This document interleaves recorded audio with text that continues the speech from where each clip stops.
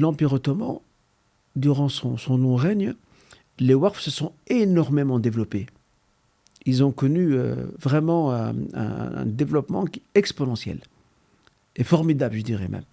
Par exemple, à Istanbul, tu avais des waqfs réservés aux oiseaux. Quels étaient ces waqfs? Et tu peux encore les trouver à Istanbul si tu y vas. Tu as des bâtisses, surtout les anciennes, et essentiellement des mosquées et des palais. Tu trouves des niches construites. Et ces niches ont pour objectif d'accueillir des ruches, des nids d'oiseaux. Et on leur apportait de quoi construire le nid. Ça faisait partie du waqf. On leur apportait des graines et parfois même on récupérait les petits, voire l'oiseau lui-même, pour le soigner, pour s'assurer qu'il est en bonne santé. Il y avait des waqfs pour chats. À Istanbul, on appelait ça waqf al-qitat. Il y avait des waqfs pour chiens également. Il y avait des waqfs pour chevaux. Les prédécesseurs des dispensaires pour animaux. Exactement, tout à fait. D'ailleurs, j'ai vu une émission sur le Jazeera l'an dernier. Et dans cette émission, elle parlait un peu de la Turquie. Et l'émission expliquait que les Turcs, dans leur ensemble, ont une très grande bienveillance envers les animaux. Et en fait, l'émission expliquait que cette grande bienveillance, cette culture de la bienveillance envers les animaux venait de l'époque ottomane, où les gens créaient énormément de waqf pour les animaux, pour prendre soin d'eux. Tu vois ?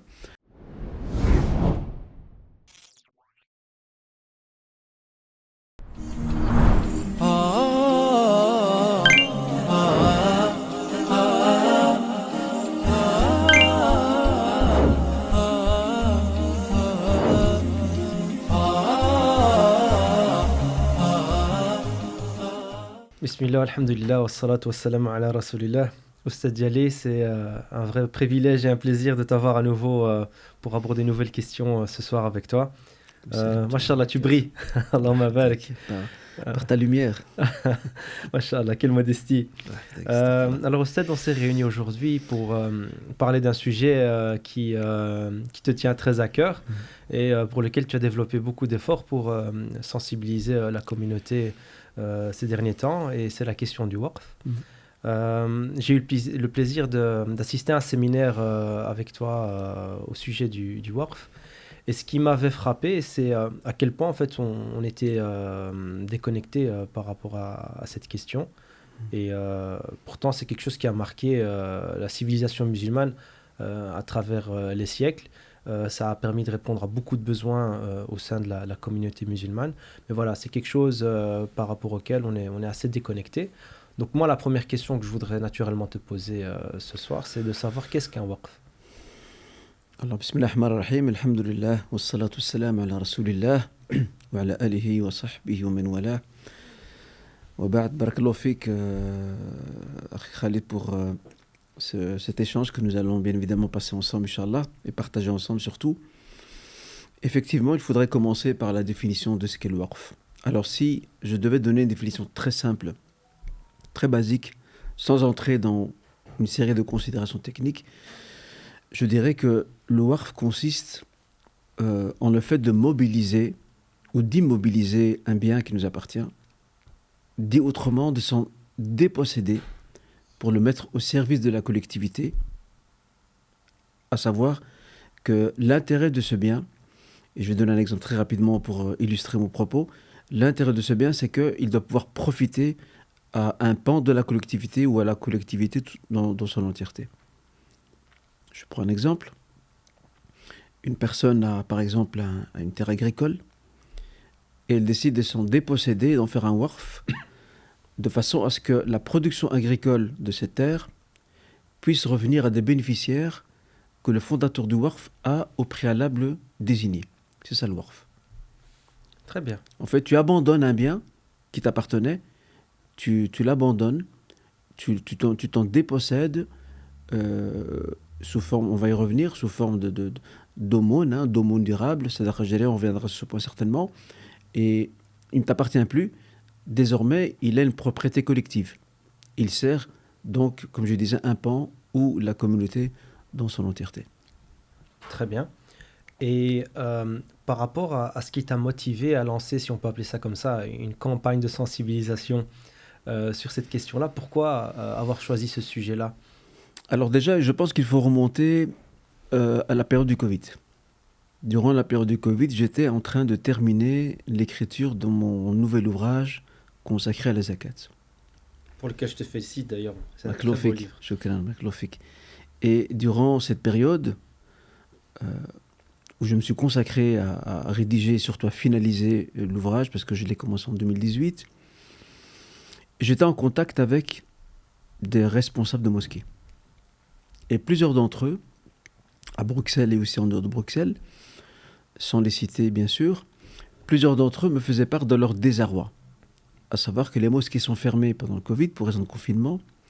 Donc ces mosquées qui reposent essentiellement sur les dons financiers des fidèles et aussi les frais d'inscription des élèves et des enfants, il s'avère que ce flux financier s'est d'un coup arrêté.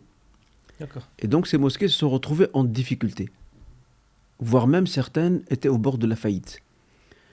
Parce qu'il y a des factures à payer, il y a encore quelques frais, même si les lieux sont fermés, il y a toujours des frais qui sont bien sûr à couvrir.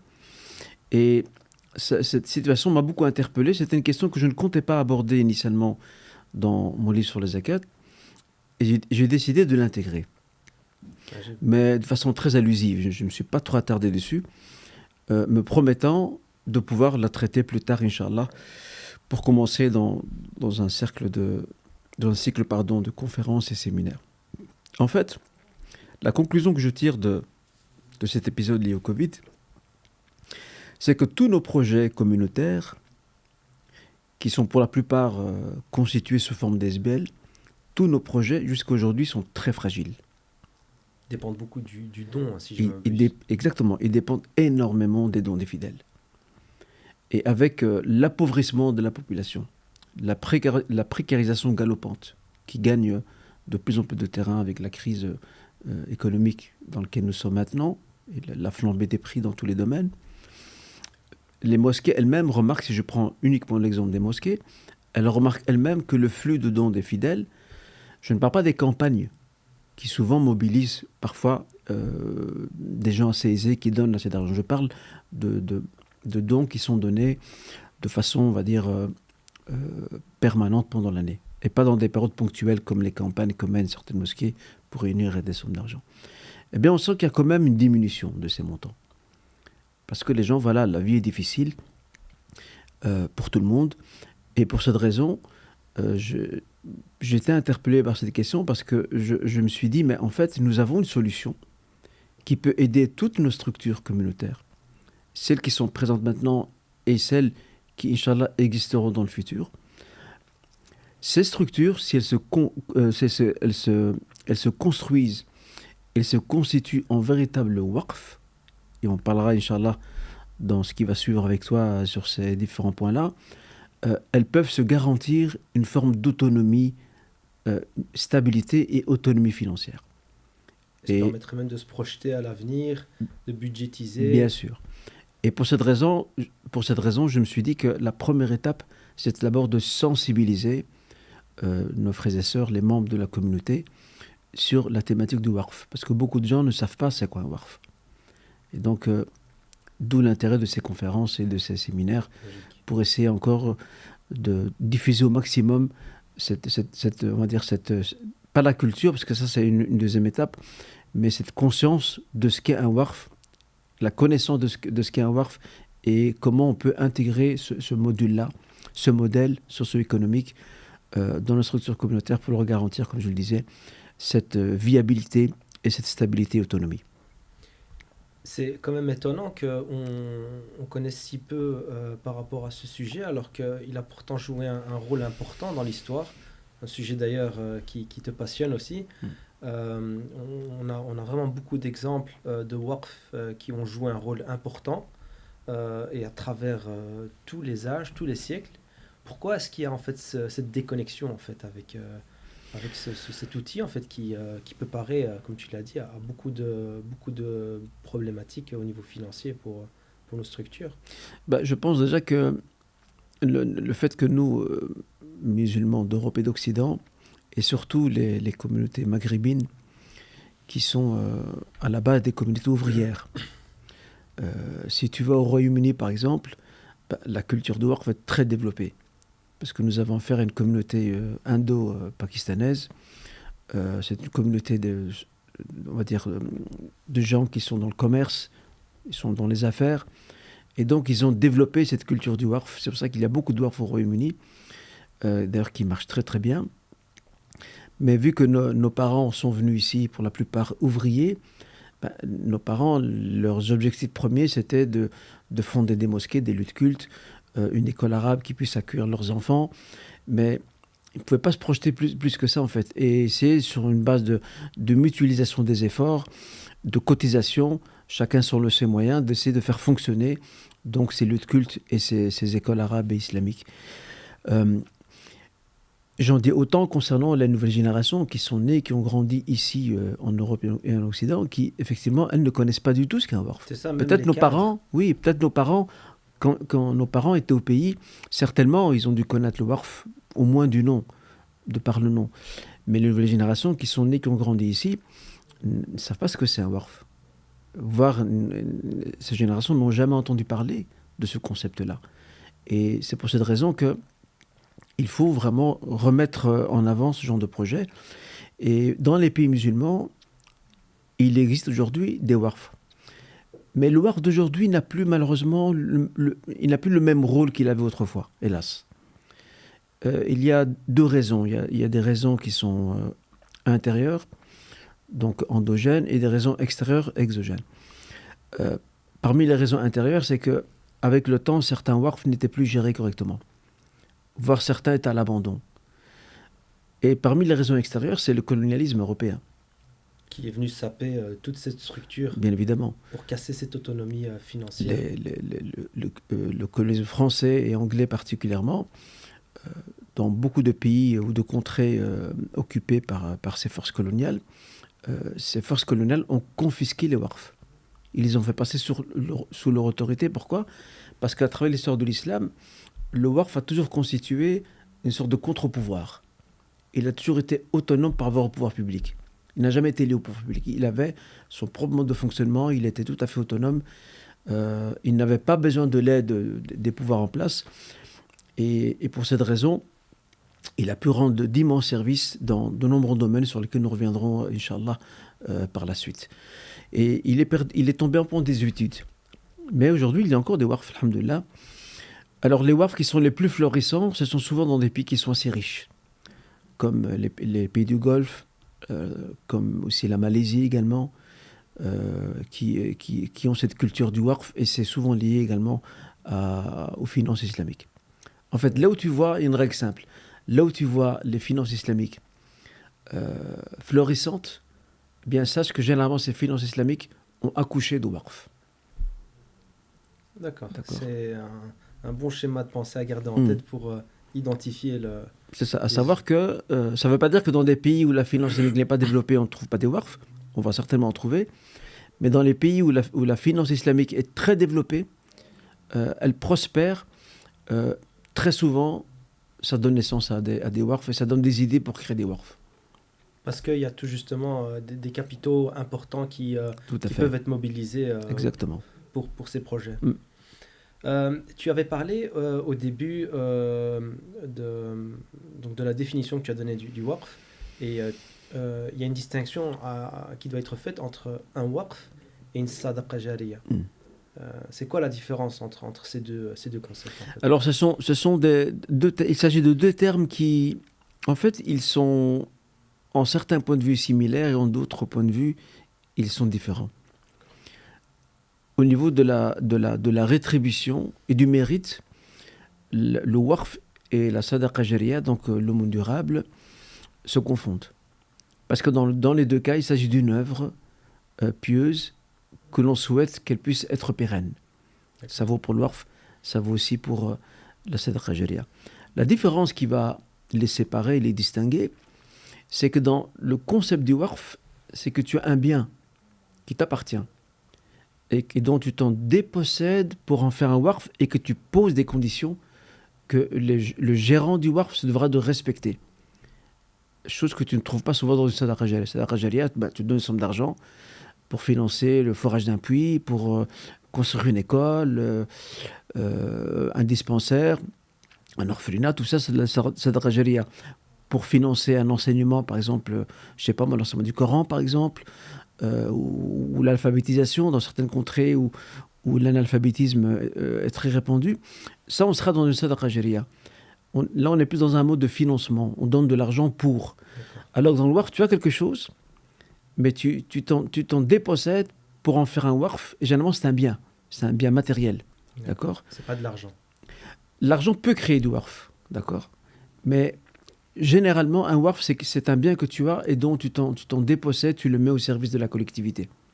C'est ça la différence qu'il y aura entre les deux, avec bien sûr ce qui accompagne un waqf comme condition que pose le fondateur du waqf, qu'on appelle le waqif, et qui se doivent d'être respectés par celles et ceux qui géreront ce waqf, Inch'Allah. Eh ben, ça m'amène en fait à ma prochaine question.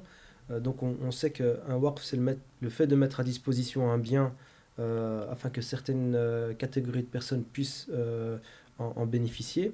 Je voudrais savoir en fait maintenant quelles sont les personnes qui peuvent constituer un waqf. Tu as parlé du terme waqif.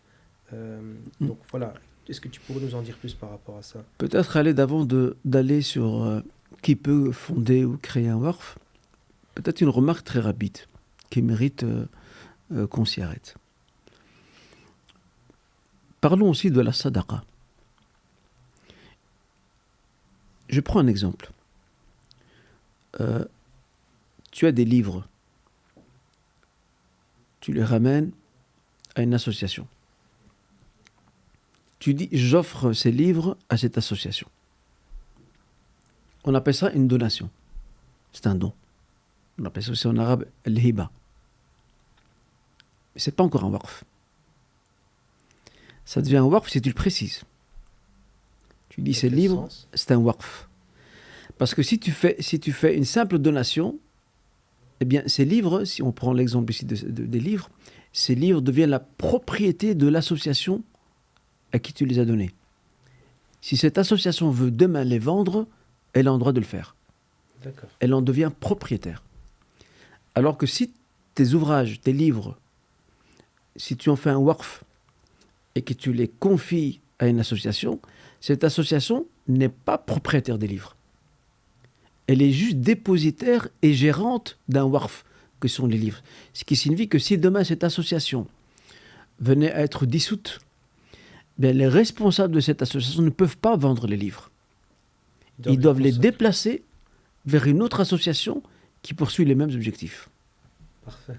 Tu vois un peu la différence entre les deux ? Donc c'est vraiment la différence, elle se situe dans les conditions qui sont émises par le créateur du waqf. Dans l'intention surtout. Dans l'intention, oui, on peut aussi parler de conditions, mais surtout dans l'intention affichée, exprimée par celui qui apporte ses livres. S'il dit, ça c'est un waqf, donc l'association doit comprendre qu'elle ne peut pas les vendre.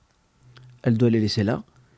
Les personnes fréquentant l'association peuvent en disposer, à savoir les consulter et les lire. Et comme je l'ai dit il y a quelques instants, si cette association demain ferme les portes, elle devra déplacer ses livres vers une autre association poursuivant les mêmes objectifs. Ce qui n'est pas le cas pour la sadaqa, l'aumône. L'aumône, quand tu la donnes à quelqu'un, il en devient propriétaire. D'accord. Et il fait ce qu'il veut de cette aumône. Il veut revendre ce que tu lui as donné, il a en droit. Il ne fait aucune erreur.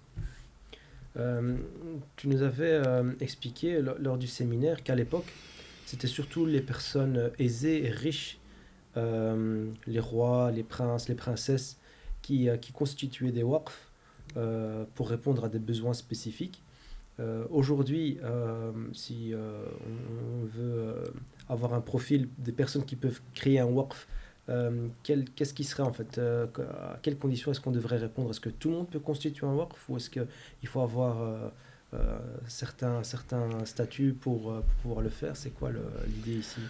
C'est une très bonne question et je souhaiterais introduire la réponse à cette question par l'élément suivant. Cet élément, c'est la parole du compagnon Jabir ibn Abdillah. Ce compagnon, que dit-il? Il dit, il n'y a pas un compagnon disposant de moyens qui n'ait pas créé de waqf. Fais attention à ce qu'il dit. disposant de moyens.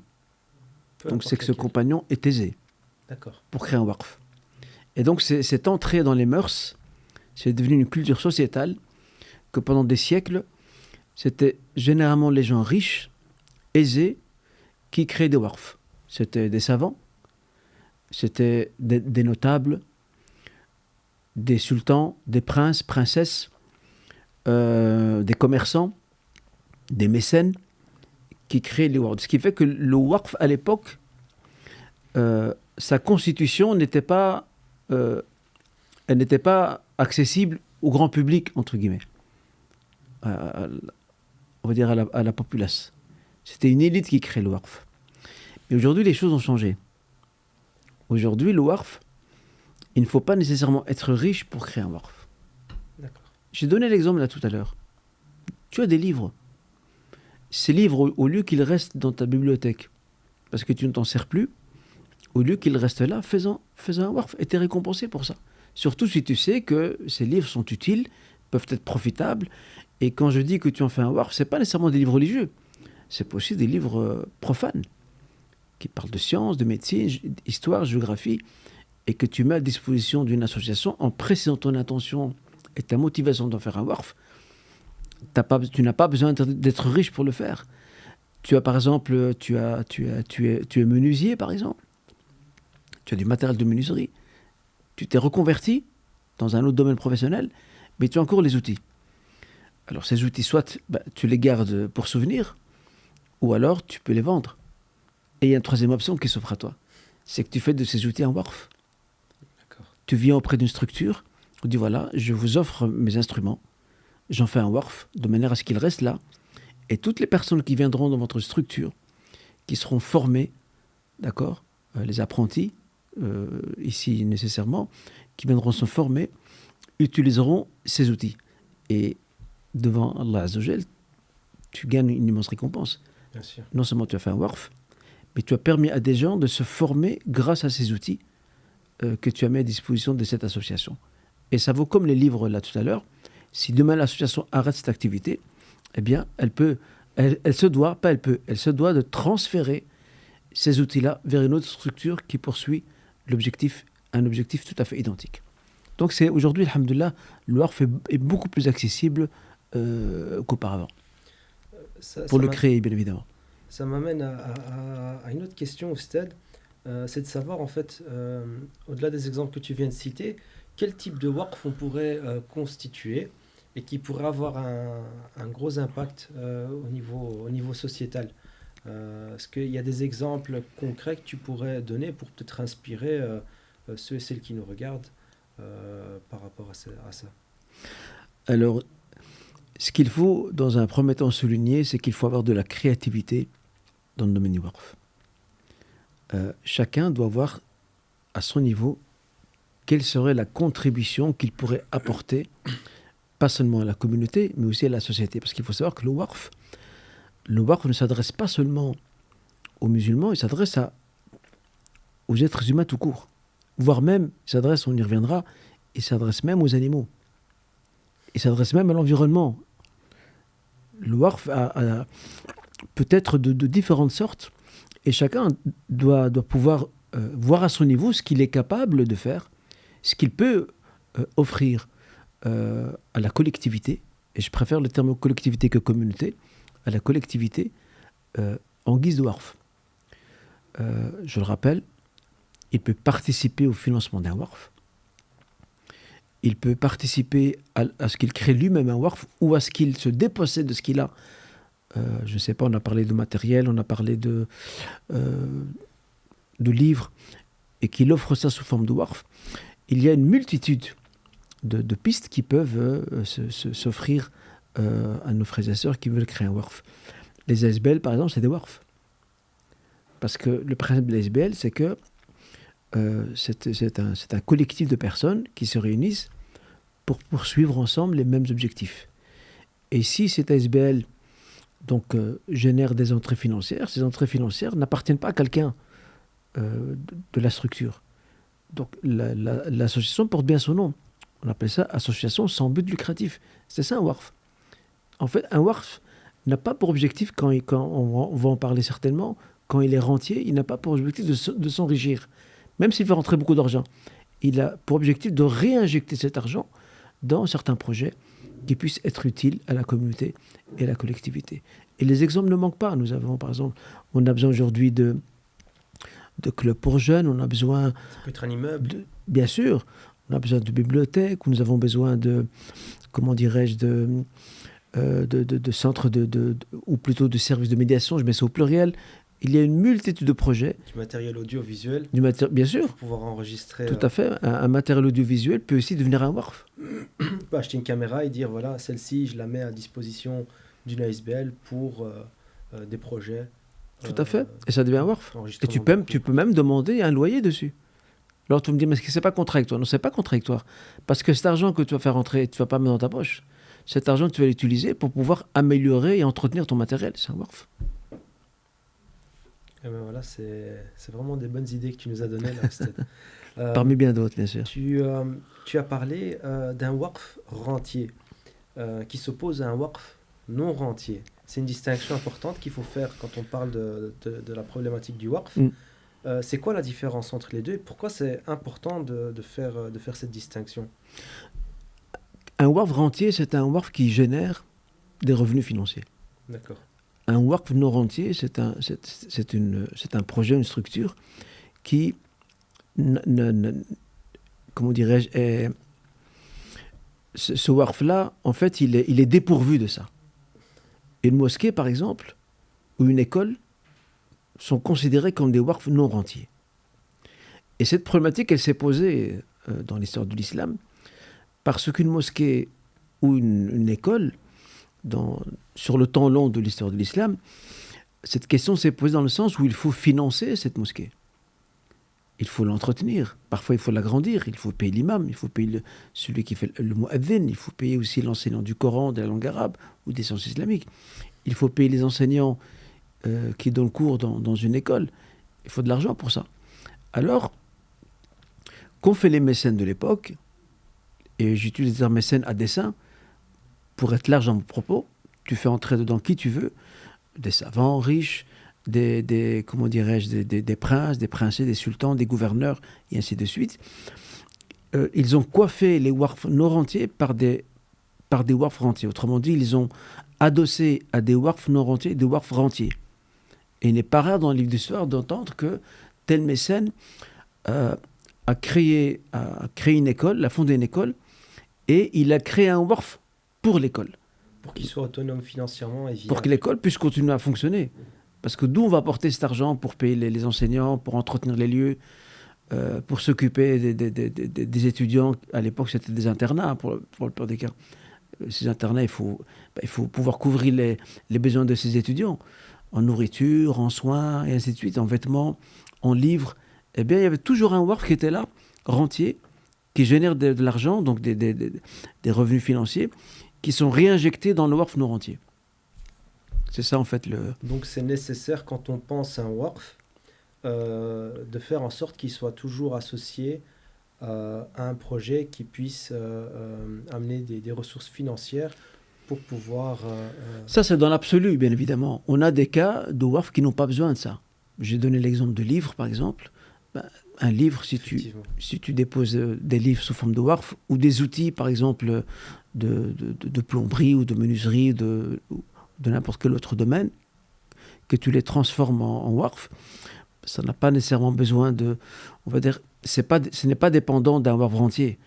À un moment donné, il y aura l'effet de l'usure et après, ces outils seront plus utilisables. Mais ça, en soi, ce n'est pas grave. Ça évalué au cas par cas. En fait. C'est ça, voilà. C'est ça, tout à fait. C'est nécessaire d'avoir une bonne base théorique lorsqu'on souhaite constituer un WARF. Et ça, je l'ai remarqué lorsqu'on a suivi le séminaire. On a dû s'armer de patience le premier jour parce que c'était un séminaire sur 2 jours. Le premier jour, c'était vraiment une solide base théorique. Et en fait, ça nous a vraiment permis, le second jour, lorsqu'on a fait le workshop, et là où on a pu développer un projet de WARF en équipe, de parer à beaucoup de problèmes liés au WARF, du fait qu'on avait cette assise théorique. Qu'est-ce que tu pourrais nous dire par rapport à ça, par rapport aux gens qui voudraient constituer un waqf? Ils doivent nécessairement se préparer, penser le projet et avoir quand même les fondamentaux, les principes de base qui leur permettraient eux aussi de créer un waqf avec succès, Inch'Allah. Certainement, toute personne qui veut créer un waqf, après tout dépend bien évidemment de la nature de ce waqf. Mais par principe ou dans l'absolu, toute personne qui désire créer un waqf se doit avant tout de se renseigner sur ce qu'est un waqf, quelles sont ses conditions, comment faire en sorte que ce waqf puisse durer dans le temps. Ça, c'est cette base théorique, cette base de connaissance théorique est fondamentale. Parce que il faut savoir qu'un waqf, lorsqu'une personne le transforme ainsi et le désigne comme tel, ça devient une propriété collective. Et qui dit propriété collective dit amana. C'est un dépôt, c'est une amana qu'il faut préserver. Et pour cette raison, les personnes qui s'investissent et qui choisissent de s'engager dans la voie de création et constitution de waqf se doivent d'abord de s'instruire, de se former. Et d'ailleurs, les différents séminaires que j'ai pu donner vont dans ce sens, afin d'avoir les outils nécessaires pour comprendre après comment créer un waqf et à quoi il faut faire attention pour pouvoir, Inch'Allah, mener la mission de ce waqf à bien, Inch'Allah. J'ai notamment une remarque rapide, hein, ce n'est pas l'objet de la discussion d'aujourd'hui, de donner en détail la théorie par rapport au waqf, mais notamment ce qui était important, et tu en avais touché au début, c'est une des façons de pouvoir déterminer clairement l'intention du créateur du waqf, et notamment de le mettre par écrit, de pouvoir déterminer en cas de problème comment régler des situations là où le waqf au niveau de sa gestion n'est pas clairement défini. Donc le fait d'établir un écrit, de déterminer l'objectif, de déterminer la résolution de conflits, etc. Tout ça, ce sont des choses dont il faut tenir compte quand on va constituer ce waqf. Donc c'était quand même un élément important que je voulais quand même souligner avec toi et qu'il ne fallait pas perdre de vue, notamment lorsqu'on va créer un waqf. Tout à fait. Et moi, j'ai envie de dire aussi que si j'avais un conseil à donner à des frères ou des sœurs qui veulent constituer des waqf très simples, parce que souvent quand on parle d'or de nos jours, on pense à des grands projets. Mais en fait, il y a des tout petits projets qui sont tout aussi bénéfiques, qui peuvent aussi devenir des waqf. Je vais revenir sur l'exemple que j'aime à citer des livres. Peut-être c'est mon goût de la lecture et du livre qui m'invite à m'arrêter sur cet exemple. Moi, je pense, Wallahu alam, que même lorsque tu dédies des livres sous forme de waqf, c'est toujours bien, malgré tout, d'établir un document. Pourquoi ? Parce que malheureusement, tu connais l'expression, les écrits restent et les paroles s'en vont. Peut-être que demain, dans 5 ans, 10 ans, 15, 20 ans, les personnes qui ont reçu ces livres vont oublier que c'est un waqf. Alors, il y a des façons de parer ou de pallier ce problème. Parmi ces façons, nous avons, c'est très en vogue dans les pays musulmans, c'est un cachet que l'on met dans le livre ou dans le mushaf, le Coran, waqfun lillah. C'est un waqf pour Dieu. Alors, celui qui ouvre le livre ou le mushaf, c'est directement que ce livre-là, ce mushaf, ne peut en aucun cas être vendu ou revendu. Ça, c'est aussi parmi les méthodes les plus simples, sans passer par un document écrit. Après, il y a des projets un peu plus complexes. Par exemple, tu crées tu dédies un bien immobilier, t'en fais un waqf. Là, à ce moment-là, il faudrait établir un acte, voire même un acte notarial, dans lequel tu spécifies toutes tes conditions sur le mode de fonctionnement de ce waqf, sur la façon de gérer la rente, parce qu'il y aura des loyers qui vont générer des revenus, quel public est visé par la rente, qui peut gérer, quel sera le salaire du gérant, ce qu'on appelle un nadir, donc le préposé. tous ces éléments-là doivent être mis sur papier et bien évidemment, il faut avoir deux regards. Il faut avoir un regard juridique islamique et un regard juridique, on va dire, du droit, on va dire, civil, qui permet de marier les deux éléments, de respecter la loi en vigueur dans le pays où le waqf est créé et de mettre ça en symbiose avec les prescriptions islamiques qui vont cadrer aussi le waqf. Et c'est tout à fait possible. Ça, c'est pour éviter les conflits, pour permettre aussi à ce waqf de durer dans le temps. Et ça, c'est plus pour des waqf qui sont un peu complexes à gérer. Ça peut être un bien immobilier, ça peut être comment dirais-je, une terre agricole, ça peut être aussi... ça peut être même une entreprise, que quelqu'un décide de transformer cette entreprise en waqf. Il dit, moi, j'en ai plus besoin, je la concède en waqf. Ben, là aussi, vu que ça génère des revenus, et qui dit argent, dit conflit. Donc tout ça, il faut anticiper en amont pour garantir une pérennité à ce waqf, Inch'Allah. Anticipation, c'est vraiment le mot-clé dont tu avais touché lors des séminaires. Il y avait un autre concept important dont tu nous as fait part, c'est celui de l'audit des waqf. Je prends un exemple, on prend un waqf non rentier comme une mosquée et qui décide de constituer un waqf rentier pour pouvoir subvenir à ses besoins, par exemple en achetant un bien immobilier, le faire louer et dédier ses loyers au fonctionnement de la mosquée. Quels sont en fait les outils, les éléments dont doit se munir le waqf non rentier pour garantir le succès de la prochaine étape, de la prochaine phase qu'elle souhaite lancer en créant ce waqf rentier? Alors, avant de répondre à cette question, je vais d'abord apporter une petite règle qui fera suite au point précédent que nous avons abordé ensemble. Une règle très simple à retenir. Au plus le waqf est complexe à gérer, au plus s'impose la nécessité d'établir un acte écrit, officiel, voire notarial, pour protéger ce bien et assurer son bon fonctionnement. Au plus le waqf est un waqf, je mets ça entre guillemets, c'est pas le bon terme, je m'en excuse, c'est un waqf basique, j'offre des livres, j'offre des outils de travail. Là, nous n'avons pas vraiment besoin de mettre un document par écrit. Mettre un cachet, comme tu l'as dit précédemment. Pour des livres, des mushaf, oui. Pour les outils, pourquoi pas, oui. Si la personne veut quand même rédiger un courrier et le signer par elle-même, là, il ne faut pas passer par un notaire pour ça. Il garde une copie et l'individu garde une copie et l'autre copie la donne à la structure accueillante. Pourquoi pas? Pour pas que ces gens, plus tard, oublient avec le temps que ces outils ou ce matériel qui leur a été donné, si bien sûr ceux-ci sont toujours d'usage et d'actualité, parce que parfois l'usure intervient et ils ne sont plus utilisables, de manière à ce que ces gens qui ont reçu ces biens waqf n'aient pas oublié que c'est un waqf en fait, parce qu'avec le temps on peut oublier. Là on peut établir juste une sorte de courrier, mais quand le waqf devient complexe, là il faut absolument mettre en place un acte notarial qui va consigner avec précision une série de détails pour assurer son bon fonctionnement. Maintenant, je viens à la question que tu as soulevée, très pertinente, concernant l'audit.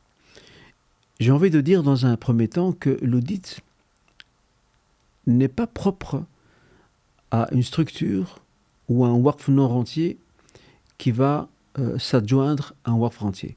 En fait, j'ai envie de dire que toutes nos structures communautaires aujourd'hui ont besoin d'un audit. Qu'il soit rentier ou non rentier. Peu importe. Que cette structure communautaire se projette dans le futur pour créer un waqf rentier de manière à s'assurer une autonomie financière ou non, à mon humble point de vue, toutes nos structures aujourd'hui doivent se soumettre à un audit. Parce que très souvent, malheureusement, nos structures communautaires, qui sont pour la plupart des ASBL, elles ne sont pas très bien gérées. Elles sont opaques. Il y a de l'opacité pour certaines et il y a beaucoup de cafouillage. La gestion, elle est très brouillonne. Il y a beaucoup d'improvisation, il n'y a pas de stratégie, il n'y a pas de planification, il n'y a pas de rôle prédéfini. C'est un peu le désordre. Et l'audit, je connais une association, d'ailleurs je vais la citer parce que bon, ce n'est pas un secret de Polichinelle, il y a l'association Amana, qui est une association dirigée par des sœurs qui travaillent dans le domaine caritatif et humanitaire, en tout cas au niveau local. J'ai beaucoup apprécié quand les sœurs, en tout cas elles m'en ont fait part, et elles l'ont aussi annoncé sur Instagram, ces sœurs-là se sont fait auditer par une structure qui se trouve en France, une structure islamique qui s'appelle Sakina, si ma mémoire ne me trompe, qui a audité leur structure pour pointer du doigt ce qui va et ce qui ne va pas dans leur fonctionnement. Cette structure-là, c'est une structure non rentière. Ça veut dire que toutes les sommes entrantes, elles sont très vite redistribuées via des colis alimentaires, etc. Tout ça pour dire que, dans l'absolu, toutes nos structures communautaires ont besoin d'un audit. Et on doit absolument, en tout cas ici au niveau local, ça vaut aussi pour la France, pour nos voisins, il faut que nos communautés musulmanes développent cette culture de l'audit. Il faut mettre fin à ce cafouillage, il faut mettre fin à cette opacité, il faut du professionnalisme, il faut un vrai management, et il n'y a que par la voie d'un audit qu'on peut pointer du doigt ce qui ne va pas dans le fonctionnement de la structure. Maintenant, j'en viens à une structure qui est un waqf non rentier, qui veut se doter d'un waqf rentier pour se rendre autonome. J'ai eu le cas d'une structure qui m'avait contacté un jour pour me demander conseil sur, c'est il y a 2 ans de cela, sur le waqf. Ils voulaient des renseignements sur le waqf. Cette structure voulait se rendre propriétaire d'un bien immobilier. Les responsables ont dit, en devenant propriétaire de ce bien immobilier, nous allons louer les appartements et la rente, donc les loyers, on va les réinjecter dans notre structure pour pouvoir couvrir nos frais de fonctionnement et pouvoir, pourquoi pas, développer nos activités. Moi, je leur ai dit, c'est très bien. Et puis, je les ai choqués avec un choc électrique qui les a un peu secoués. Je leur ai dit, mais avant ça, il y a une chose que vous devez faire. Alors, ils étaient tout ouïs. Ils se demandaient, qu'est-ce qu'ils veulent nous dire? Ils disent, si vous voulez absolument vous transformer, ou plutôt vous adosser à un waqf rentier, vous devez passer par un audit.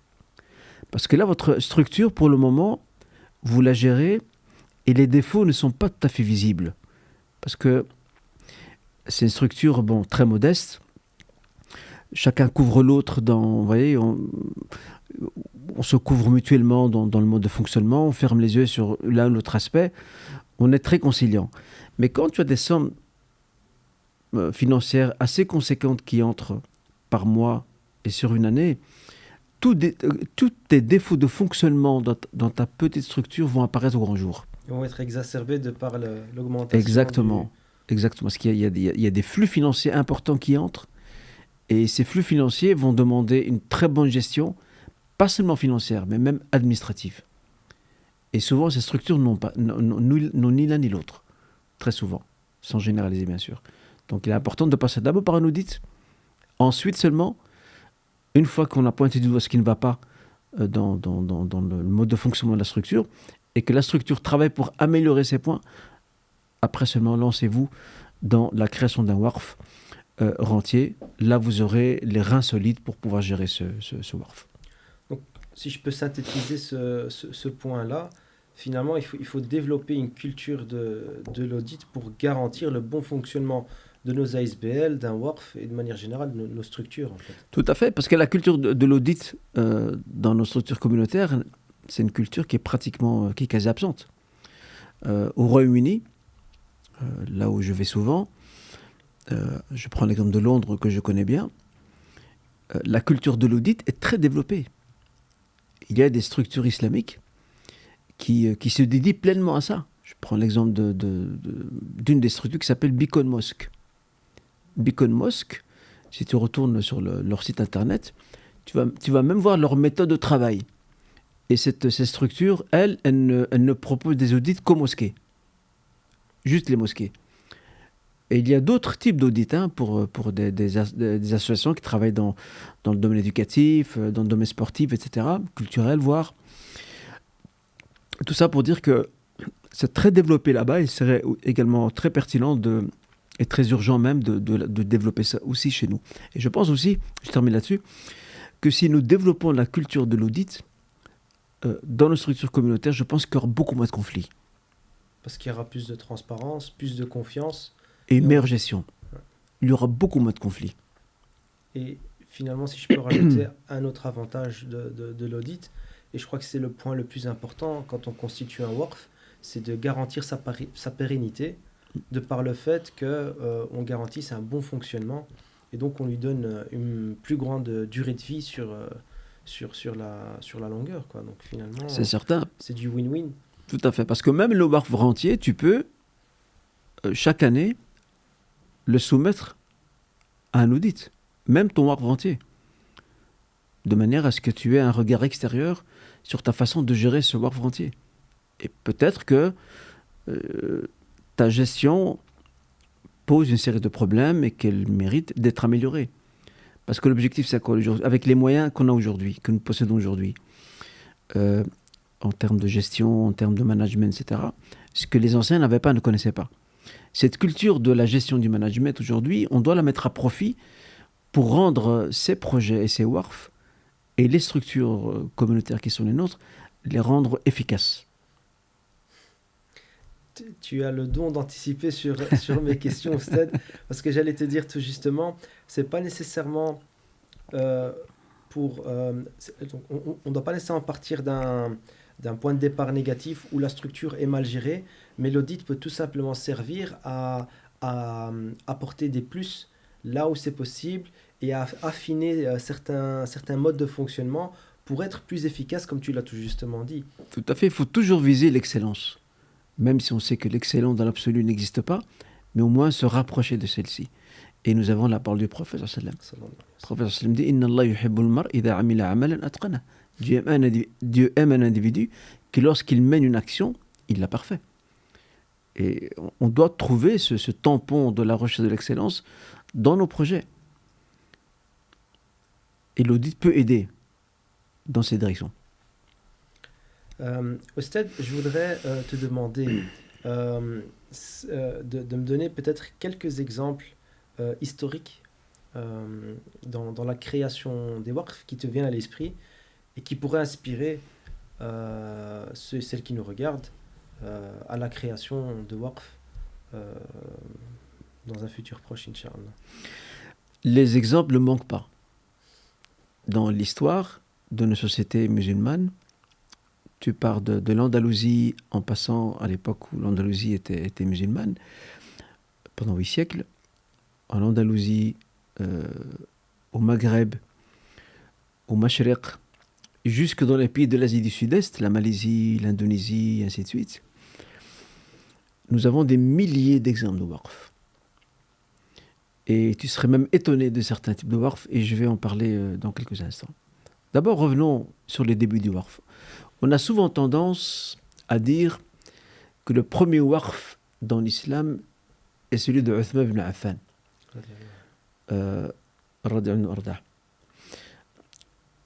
Tenir un tel propos, c'est manquer de précision. Il faut un peu de nuance. Parce qu'en réalité, le premier WARF dans l'histoire de l'islam, c'est la mosquée Quba. C'est le tout premier WARF. Le prophète sallam a passé moins de 20 jours à Quba lors de son émigration vers Médine. Avant d'entrer à Médine, il a passé ce séjour à Quba auprès de la famille de sa mère. C'est là que se trouvaient ses oncles maternels, les Banu Najjar. Et c'est là qu'il va poser les fondations de cette première mosquée de l'islam, qui est la mosquée de Quba, et qui sera le premier WARF en réalité.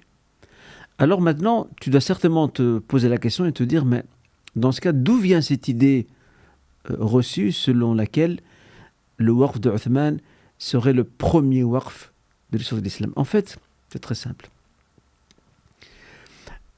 Le WARF de Uthman, Sidna Uthman, qu'Allah l'agrée, est considéré comme le premier WARF sur le plan social. D'accord. Mais sur le plan culturel et spirituel, le premier WARF, c'est la mosquée de Quba. Le WARF de Uthman, pardon ? C'est une nuance importante à faire. Elle est fondamentale. C'est vraiment le tout premier WARF social. La mosquée, c'est un lieu de prière, certes, c'est aussi un lieu de socialisation. Le prophète sallam enseignait à ses compagnons de la mosquée, hommes et femmes.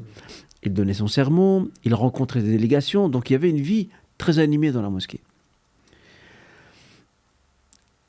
Uthman ibn Affan, je ne vais pas rentrer dans les détails de l'histoire, comment s'est fondé ce waqf-là, mais en résumé, il a acheté un verger dans lequel se trouvait un puits d'eau. Et l'eau de ce puits convenait totalement aux Mécois.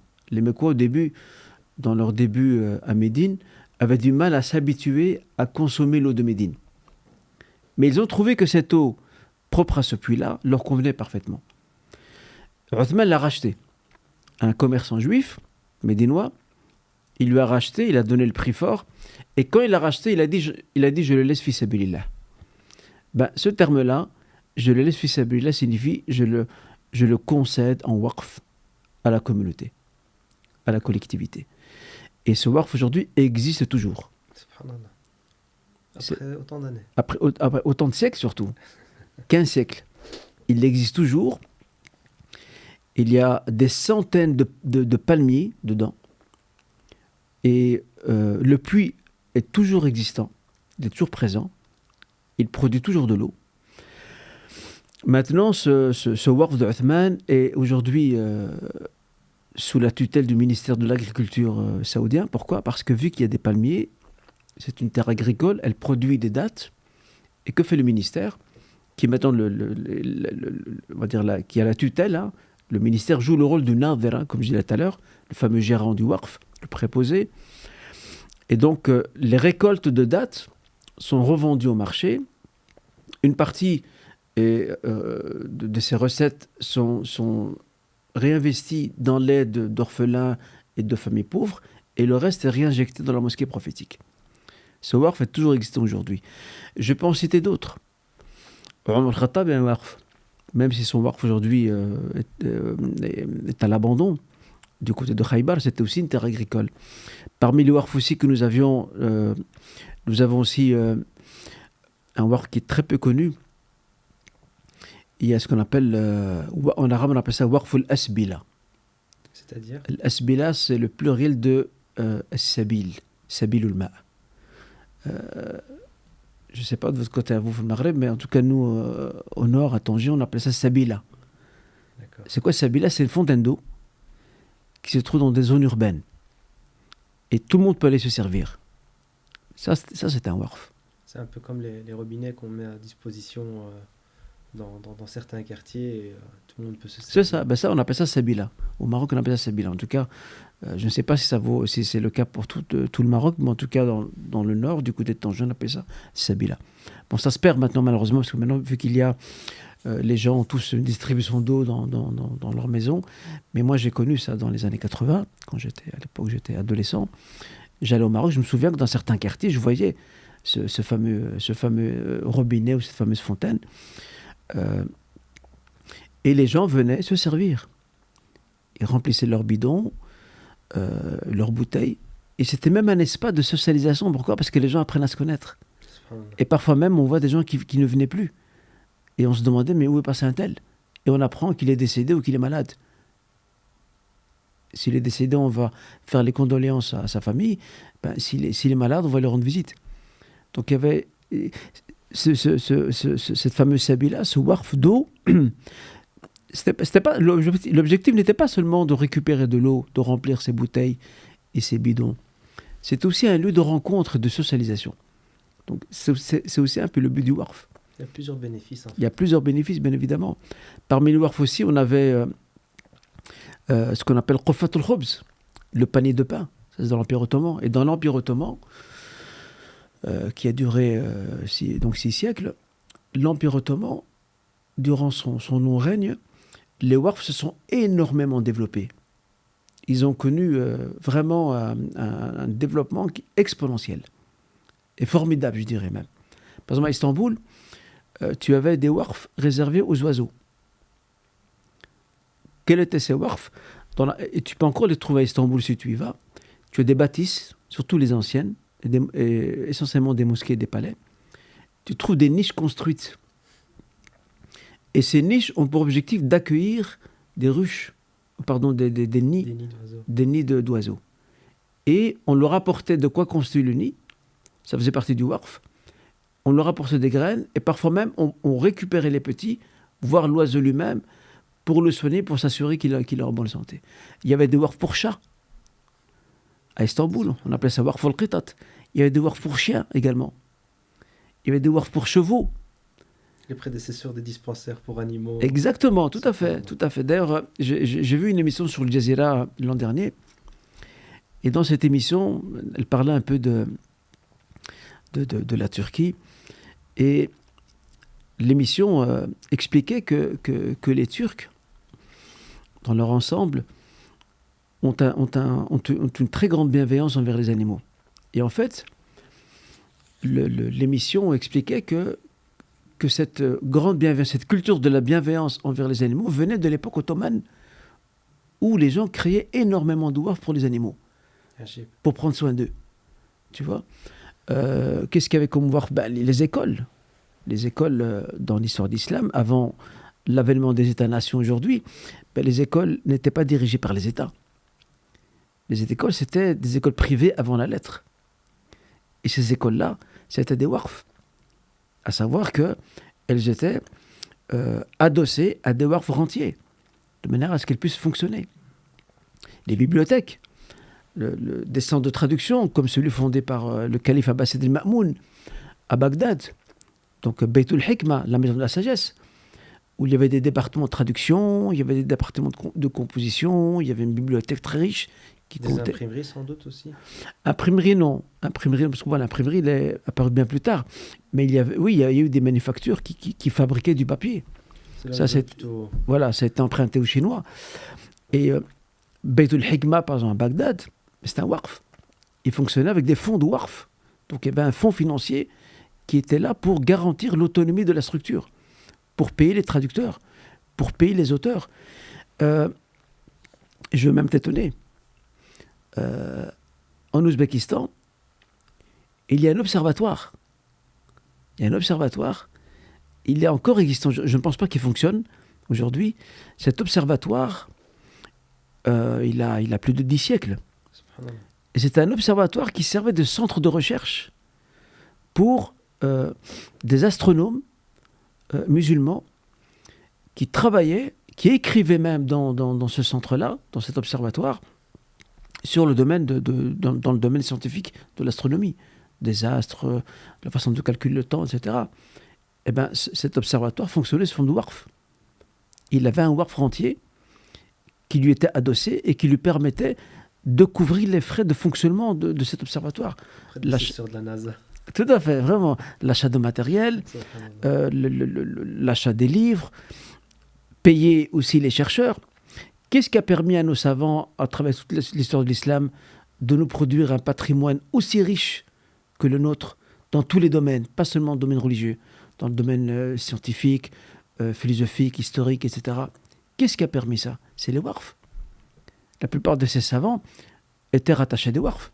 D'ailleurs, l'université de l'Azhar était sous forme de waqf. L'université de l'Azhar, l'université de Qaraoun au Maroc aussi. L'université Zeytoun également en Tunisie. C'était tous des waqf. Donc, il y a une multitude de waqf qui ont vu le jour. Les compagnons, je disais là tout à l'heure, ils avaient des waqf. Abu Darda, par exemple. Abu Darda, il avait un waqf de soupe. Une fois par semaine. Une fois par semaine, on servait la soupe. Donc, il finançait par ses fonds propres la distribution de soupe, donc la préparation de soupe et sa distribution. Et il avait créé un fonds. Donc, il a créé un capital financier qui désormais ne lui appartient plus, parce que c'est devenu un waqf, mais qu'il gérait lui-même. Ça, tu peux faire. En tant que fondateur de waqf, tu peux aussi le gérer toi-même. C'est tout à fait possible. Tout comme tu peux désigner quelqu'un qui va le gérer, moyennant, bien sûr, rétribution ou rémunération, parce que bon, c'est un travail qui demande un suivi assez sérieux. Je vais citer l'exemple de ce qu'on appelle Qufat al-Khubs, le panier de pain. C'est quoi le panier de pain? Ça, c'est à Istanbul, c'est à l'époque ottomane. En fait, une fois par semaine, les familles pauvres, les déshérités, peuvent venir dans certaines échoppes, certains petits commerces, et recevoir un panier de pain, gratuitement. Et ça, c'était des mécènes qui avaient créé un fonds propre et qui finançait donc ces fameux paniers de pain qu'il plaçait dans des endroits stratégiques de manière à permettre à sa famille pauvre, à des individus qui vivent de façon tout à fait isolée et qui n'ont pas les moyens pour se venir et se prendre en charge, ils pouvaient récupérer ce panier de pain, même en Palestine aussi, à Beit el-Maqdis, à Jérusalem, et je pense qu'encore aujourd'hui il existe, il y a plusieurs siècles, il y a un restaurant populaire. Et c'est un waqf. Les gens pauvres, les gens isolés peuvent venir manger gratuitement. Tu vois, ça c'est quelques exemples de waqf. Je crois que tu en as quand même donné un certain nombre qui permettra, Inch'Allah, d'inspirer ceux qui nous regardent pour éventuellement se lancer dans cette aventure.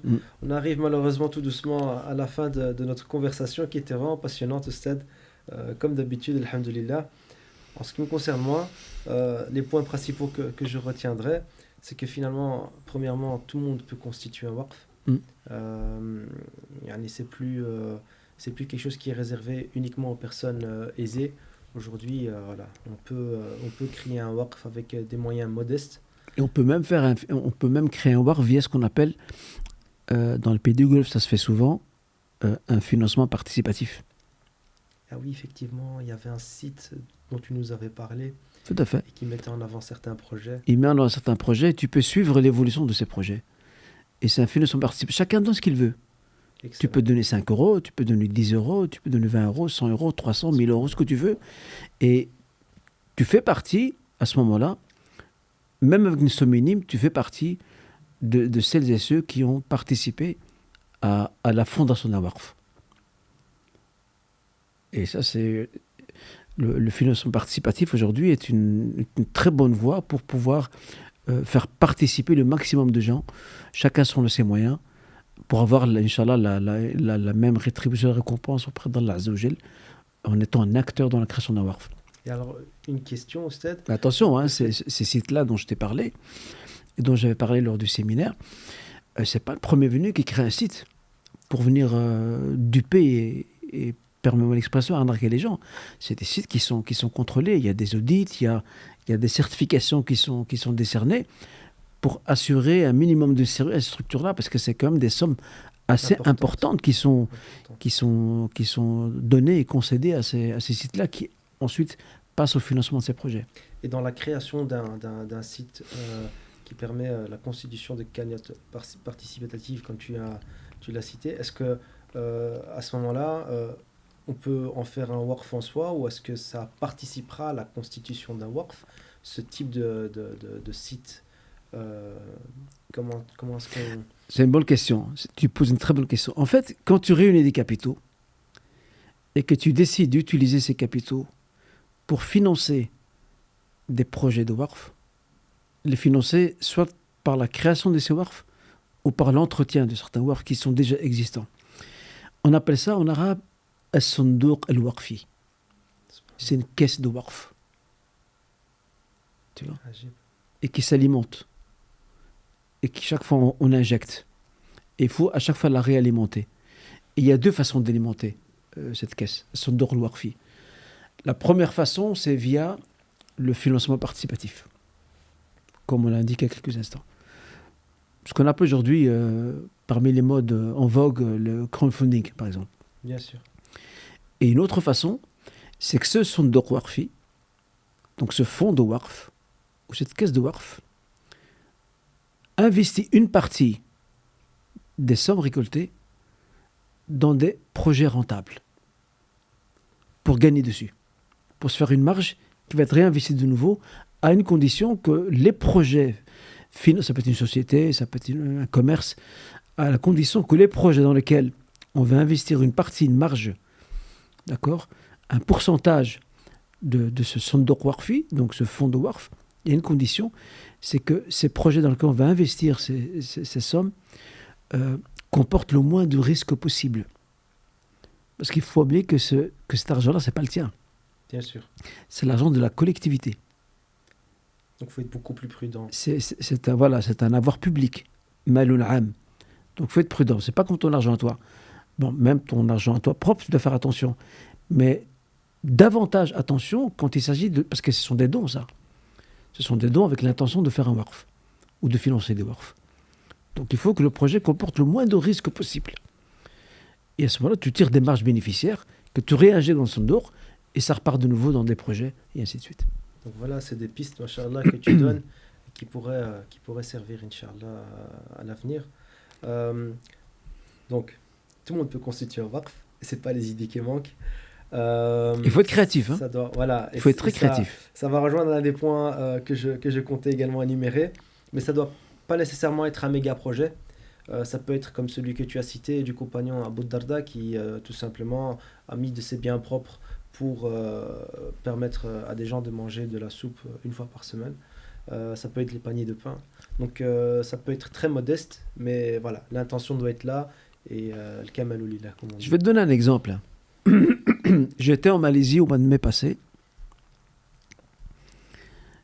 et j'ai visité la ville de Putrajaya. C'est une ville qui se trouve à une 30aine de kilomètres de la capitale, Kuala Lumpur. La mosquée que j'ai visitée, j'ai beaucoup aimé le concept. Et en fait, il me semble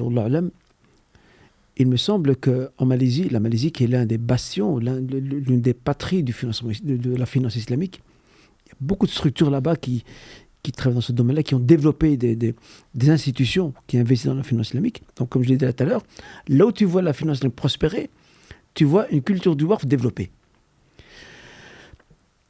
Ce qui m'a frappé, c'est dans cette mosquée que j'ai visitée, très belle mosquée au bord d'un lac, il y avait des initiatives de waqf qui sont, je mets ça entre guillemets, d'une banalité impressionnante, mais qui en valent le détour. Et je mets entre guillemets, bien évidemment, le terme banalité. Curiosité, Oustad. Tout à fait. Par exemple, tu as par exemple des machines qui distribuent des bouteilles d'eau, voire même des boissons. Pardon. Tu verses tes pièces, tu récupères. Toi, en récupérant l'eau, tu dis je bois de l'eau. Mais on t'indique en fait que la somme que tu investis, tu as pris une bouteille d'eau ou une canette de boisson, mais la somme que tu investis participe au financement du waqf de la mosquée. Un autre exemple, toujours dans cette même mosquée. Il y a une étagère, sorte d'armoire avec plusieurs étagères, il y a une table à côté avec un responsable. Et dans cette armoire composée d'étagères, il y a des Corans. Tu prends un Coran, tu l'achètes, et tu ne gardes pas. Tu l'achètes, tu vas payer, admettons 20 €, tu déposes 20 €. Que fait le responsable? Il ouvre le Coran devant toi, il pose le cachet dedans. Il met dedans waqf. Et ensuite, il va mettre le mushaf dans la mosquée, ce qui signifie que toi, tu as acheté un mushaf. En fait, tu as acheté un mushaf et tu en as fait un waqf qui va pouvoir profiter à des enfants qui vont mémoriser le Coran Karim, à des adultes qui vont, pourquoi pas, le mémoriser ou le réviser ou le lire quand ils sont dans la mosquée. Ce sont des idées très très simples, mais qui permettent à cette mosquée de faire vivre la culture du waqf. Et il me semble qu'en Malaisie, ils ont ça. Ils ont cette culture du waqf qui me paraît assez développée par rapport à d'autres pays musulmans. Elle est naturelle et spontanée, en fait. L'intérêt est accessible au grand public. D'accord. Et ça, c'est magnifique. Tu sais qu'à la Mecque, par exemple, je ne sais pas si tu es au courant, à la Mecque, je ne sais pas si ce waqf existe encore. À la Mecque, il y avait un waqf, je vais te choquer, voire même t'étonner, un waqf de sandales. De sandales. Là, j'attends la chute aussi. C'est quoi ce waqf de sandales? Ce sont des gens qui ont constitué un fonds financier et qui ont créé un waqf. Et ces gens-là achètent des sandales. Ça va de sandales basiques à des sandales en cuir, d'accord? Toute gamme, toute taille. Et quand, par exemple, un visiteur ou un pèlerin perd ses sandales, ou les selles se sont déchirées par exemple, ben, il peut se rendre à ce waqf-là et leur demander une sandale ou des sandales et on les lui donne. Ouais, c'est génial ça. Mais il y a beaucoup de gens qui ne connaissent pas. Hein. Beaucoup de gens ne connaissent pas. Par curiosité, ça s'appelle comment en arabe? Euh, je ne pourrais pas te dire le nom. Je sais que c'est un waqf ni'al, donc un waqf de sandales. Mais est-ce qu'ils lui ont donné un nom particulier? Ça, je ne sais pas. C'est juste ça en fait. Donc on pourrait dire waqf ni'al. C'est ça, waqf ni'al, oui. Ça, j'avais écouté dans une émission sur YouTube qui parlait justement de certains waqf qui est à la Mecque. À la Mecque, il y a énormément de waqf. Et donc à ce moment-là, on a les tours là. Tu vois les tours? Oui, oui. Des grandes tours avec l'horloge là. Ça, c'est un waqf. D'accord. Là, je reviens sur la mosquée de Poutrajet, de Colombourg. J'ai oublié de Colombourg. J'avais omis de préciser ce point. Quand tu entres dans la mosquée au rez-de-chaussée, tu as plein de commerces. En fait, ce sont des surfaces que la mosquée a louées. Tu as un coiffeur, tu as une boutique qui vend du tissu, tu as une boutique qui vend de la papeterie, tu en as un autre, c'est une petite épicerie, d'accord, une sorte de petite, un petit supermarket, tu vois. Eh bien ça, c'est la mosquée qui loue ces surfaces-là. Ces loyers entrants, ils sont réinjectés dans la mosquée. Aussi, on a au même titre que les autres petits waqf, entre guillemets, ils sont petits dans le geste, mais ils sont grands, Inch'Allah, dans la rétribution. Comme je dit, acheter une boisson en te prévenant que c'est un waqf, acheter un mushaf pour laisser dans la mosquée. Ça, c'est une très bonne culture du waqf. Chez les frères turcs, notamment en Allemagne, quand ils constituent une mosquée, généralement c'est entouré de ce type d'échoppe que tu viens de citer, comme une boucherie, comme un coiffeur. Mais ça, au Maroc aussi, on a ça. Hein. Peut-être beaucoup moins ici, au Maroc, on a ça. Hein. Moi, la mosquée où se trouve la maison de mes parents, rahimahumullah, ben, la mosquée de leur quartier, à Tanger, en dessous de la mosquée, parce qu'à la mosquée, il y a des escaliers pour y monter, pour y accéder. Mais en dessous, il y a des commerces. Qui appartiennent En fait, les commerces, les surfaces appartiennent à la mosquée. Et là, tu as un boucher et il y a aussi comment dirais-je, un épicier également, tu vois. En tout cas, c'est un mahal qui vend des fruits et légumes. Ben, en fait, c'est loué et après, c'est réinjecté dans la mosquée. Ça, c'est un waqf. Et ça permet de garder la pérennité, Bien sûr. La pérennité du projet. Tout à fait. Donc, je vais revenir sur mes points. Je vais y arriver. Donc, on a finalement, tout le monde peut le faire. Ça peut être très modeste comme projet. Ça ne va pas être nécessairement quelque chose de grandiose. On peut constituer un waqf, comme tu l'as dit, pour des besoins en tout genre. Il n'y a pas de limite à la créativité du fondateur. Tant que c'est utile à la collectivité, voire à la société, c'est un waqf. Et enfin, c'est surtout, et je crois le point le plus important, que le waqf, c'est l'avenir de tous nos projets communautaires. C'est un levier puissant qui doit être utilisé. Et on doit impérativement réinstaurer cette culture du waqf qui nous manque cruellement aujourd'hui, à l'instar de nos illustres prédécesseurs, Inch'Allah. Tout à fait. Et c'est pour cette raison d'ailleurs que nous avons aujourd'hui, et je t'en remercie une fois de plus, mené cet entretien ensemble. Cet entretien, pour moi, il fait partie de ces initiatives consistant à conscientiser la base communautaire quant à l'importance des waqf.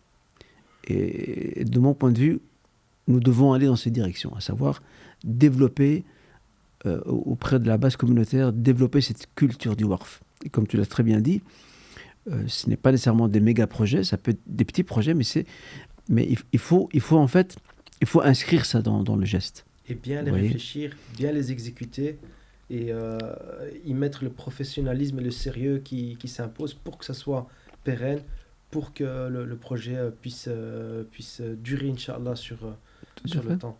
Il y a même un frère converti, Issa Bruxelles, qui a créé un waqf. Il a créé un waqf pour convertis. Tu vois ? À savoir qu'il a remarqué que lui-même étant converti, donc il a une certaine expérience, il a un vécu. Il remarque souvent que les convertis, surtout que ce soit lors des moments de fête ou lorsque une personne désire faire le pas pour se convertir à l'islam, très souvent, ces personnes-là, ces frères et sœurs-là convertis, sont souvent livrés à eux-mêmes, en fait. Et donc, il a créé un petit fonds propre qui permet de financer une série d'activités pour les convertis. Et il en a fait un waqf, il m'en avait même parlé, il m'avait demandé conseil, et ça c'est très bien. Tout ça pour te dire qu'il faut de la créativité. Donc là, il a mis à disposition des fonds de son propre argent C'est ça. pour pouvoir financer les activités permettant aux convertis de participer. Entre autres, oui, c'est ça, notamment de ses propres fonds. Et il a aussi acheté du matériel, etc. Tout ça dédié à l'accueil donc, des convertis lors des fêtes, par exemple, fête du sacrifice, fête de fin de Ramadan, pour d'autres occasions où il peut réunir les convertis. Tout ça sous la coupole de ce waqf dont il est le fondateur. Et là, ça, j'imagine qu'il a créé une ASBL ou il l'a fait comme ça de manière assez souple. Non, pour le moment, ce projet, il l'a mis sous la coupole d'une SBL. Mais bon, ça ne change rien. Le plus important, c'est que ce projet, Inch'Allah, puisse, Inch'Allah, on l'espère, durer dans le temps. Je te pose la question parce que je sais que ceux qui auraient des questions par rapport à la constitution d'un waqf au niveau pratique ou théorique peuvent toujours s'adresser à toi. On pourra demander, Inch'Allah, aux frères de mettre en lien tes coordonnées pour que les gens puissent te contacter. Et s'ils ont des questions quant à l'exécution d'une idée, peuvent toujours se tourner vers toi, Inch'Allah. Tout à fait. On demanderait, Inch'Allah, à notre chef Abdrahman de mettre mon adresse mail, Inch'Allah Ta'ala. Et de toute façon, je serai encore amené à donner d'autres séminaires, d'autres présentations autour du waqf. Et à ce moment-là, celles et ceux qui sont intéressés, je pourrai toujours les rencontrer à ce moment-là pour pouvoir les conseiller, voire aussi par mail également. Je pourrai aussi les orienter, les conseiller dans ce sens-là, Inch'Allah. Alhamdulillah, je pense qu'on en sait un petit peu plus sur les aspects juridiques, sur les aspects techniques du waqf. Mais je voudrais surtout que dans cette réflexion finale, qu'on n'oublie pas que c'est d'abord et avant tout un acte d'adoration qu'on fait afin de plaire et de se rapprocher d'Allah subhanahu wa ta'ala. Et je pense que c'est la chose principale que les personnes qui souhaitent se lancer dans l'aventure doivent garder à l'esprit. J'imagine que tu es d'accord avec moi à ce niveau-là. Tout à fait d'accord, je souscris pleinement à ce que tu dis. Le waqf n'est pas seulement un service qu'on en rend à la collectivité au sens large du terme. Le waqf, c'est avant tout une intention de plaire à son Seigneur, d'espérer, Inch'Allah, que dans notre vie, cette œuvre faite ici-bas soit non seulement une empreinte que nous laissons derrière nous, mais surtout que cette œuvre puisse, Inch'Allah, peser dans notre balance le jour où on en a vraiment besoin, lorsque nous comparaîtrons devant notre Créateur Azza wa Jal. Donc finalement, si tu me permets, Oustad, de vraiment synthétiser, tu sais que j'aime bien les synthèses, on peut dire que le waqf, c'est une forme d'institutionnalisation d'une sadaqa qu'on souhaite être jariya. Et en l'institutionnalisant, en lui donnant un cadre bien précis, on garantit sa pérennité et son bon fonctionnement. C'est tout à fait cela. Exactement, tu as très bien synthétisé, c'est exactement l'idée même du waqf. C'est que le waqf, il est cadré, il y a une certaine structure. Au plus que, je le rappelle, au plus que le waqf se complexifie, au plus il a besoin d'être structuré et institutionnalisé. Tout à fait, tu as mis le doigt là où il fallait. Je vais te laisser le mot de la fin, Inch'Allah. Alors, le mot de la fin, avant tout, de te remercier. Avec plaisir, pour ça, c'est ma question, Honoré, cet agréable entretien. Moi, je suis toujours très, très content, très heureux que c'est toi qui me mets l'entretien. On en a fait un précédent sur la zakat, tu te souviens certainement. Absolument.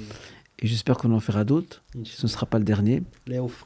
Amin, amin. Je prends toujours plaisir à partager avec toi ces moments. Et machallah, j'aime toujours ton style et ton aisance, ta prestance et ta qualité, machallah, dans la façon de gérer ce genre d'échange. Je méritant de ces compliments, mais en tout cas, je les prendrai avec plaisir. En tout cas, ils sont sincères. Ils sont sincères. Je remercie aussi toute l'équipe. Abdrahman en premier lieu, déjà d'avoir mis à notre disposition ce studio et d'avoir également organisé cette séance d'entretien à travers le matériel qu'ils ont mis à notre service.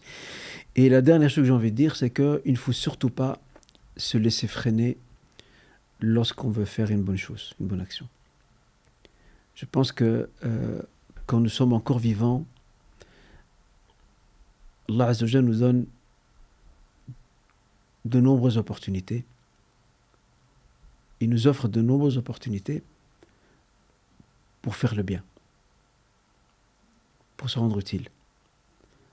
Et au lieu de, comme malheureusement font certains, de tirer à bout portant sur des personnes, des projets, de passer son temps à polémiquer sur les réseaux sociaux, j'ai envie de dire à nos frères et sœurs, faites œuvre utile. Il n'y a pas d'œuvre aussi utile que le Waqf. Et le Waqf est très facile. Nous avons donné beaucoup d'exemples lors de notre entretien. Il suffit d'avoir la volonté, la motivation, l'intelligence et la créativité. Et je pense qu'on va voir pulluler, se multiplier le Waqf au sein de la communauté. Et ça, ce sera un indice de bonne santé, pas seulement pour la communauté, mais même pour la société. Parce qu'il faut savoir que le Waqf appartient à ce qu'on appelle au tiers secteur. Le Waqf appartient au tiers secteur. Et la société d'aujourd'hui, avec toutes les crises par lesquelles elle passe, a besoin d'un peu d'oxygène, a besoin de bienveillance, a besoin que les gens, quelle que soit leur confession, de bonne volonté, tendent leurs mains pour apporter un peu plus de chaleur humaine. Et le Waqf, c'est ça aussi son objectif. C'est d'apporter un peu plus de chaleur humaine, de tisser du lien. Et on manque cruellement de ça aujourd'hui. Bien sûr, de tisser du lien entre les gens. Et le Waqf participe à ça. Qu'il soit destiné spécifiquement à la communauté, ou qu'il soit mixte, à savoir qu'il s'adresse à la communauté et aussi aux non-musulmans, ou qu'il s'adresse aux non-musulmans, quelle que soit sa vocation, nous avons besoin de ce genre de projet et j'encourage mes frères et sœurs à aller dans ce sens, Inch'Allah. Inch'Allah. Oustad, barakallahu fik. Wa fik J'ai envie de barakallah. dire à très bientôt, Inch'Allah. Inch'Allah. Allah yajzak bi khair. Assalamu alaikum wa rahmatullah. Salam wa rahmatullah.